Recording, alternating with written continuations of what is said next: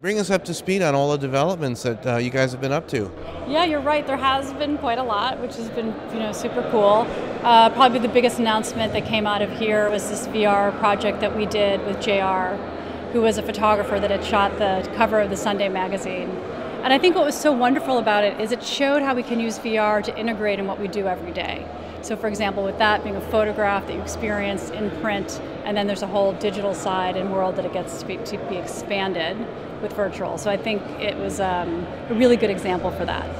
So I know it's early on with virtual reality. Like, how could it be implemented? I mean, it's kind of in the skunk works a little bit. I know it's early on, but how do you see it sort of being part of the news environment, the media environment at the New York Times?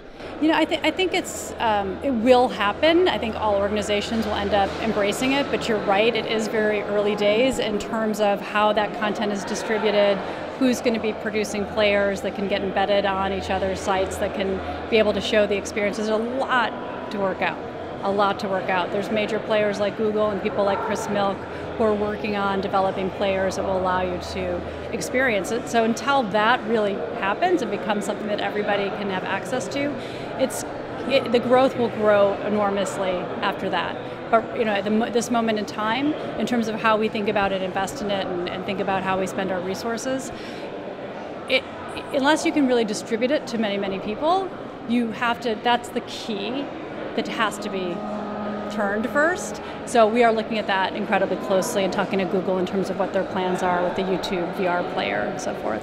Video at the New York Times, as it always has, it represents the broad scope of what we report on every single day. And you're right, it's like everything from grilled chicken to much more serious topics. And I think today you saw Melissa Clark and Sifton talk about food, and then you saw Sorkin able to talk about finance, which I think that's what's so interesting in terms of being a consumer at the New York Times. It's certainly interesting in terms of figuring out video for the New York Times because there's so much rich content to work with in terms of stories that we're building every day around a vast. But at the end of the day, it should inform you, it should delight you, it should be beautifully made, and we're very committed to that. I think that was clear today at the show.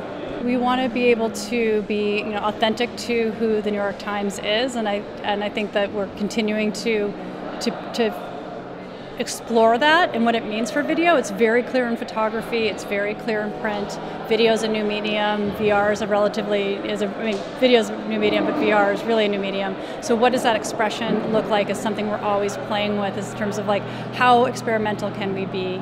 And I think you'll see more of that as we continue to develop. We're very focused on social right now, which I didn't really talk about today, but figuring out how we can build our content to be able to be very shareable on Facebook and on YouTube and other social platforms, which means we have to become more native in terms of how we think about building that content. So I think you're going to see more of that in this next year. We'll continue to push our distribution deals that we have now with AOL and MSN and Vessel more recently, but getting our content to more people is really what we're going to be focused on this year. But yeah, distribution, obviously for all of us, I talked about it today in terms of how we think about scale.